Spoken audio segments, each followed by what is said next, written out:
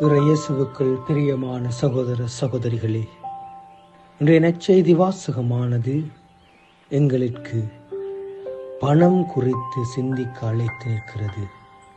பிரியமானவர்களே, பணம் என்று சொல்லுகிற பொழுது எங்களுடைய அனைவரது வாழ்க்கையிலும் ஒரு முக்கியமான ஒரு மூலதனமாக, ஒரு தேவையாக இருக்கிறது.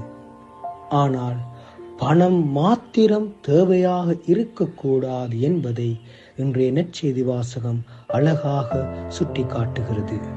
அதாவது, இயேசு ஆண்டவர் தனது வரிப்பணத்தை கட்டுவதன் மூலம் பணத்தை ஒரு இடத்தில் வைப்பதோடு, அந்த வரிப்பணமும் பணமும் எங்களுடைய வாழ்க்கையாக மாறிவிடக்கூடாது என்பதையும் எங்களுக்கு வலியூட்டுகிறார்.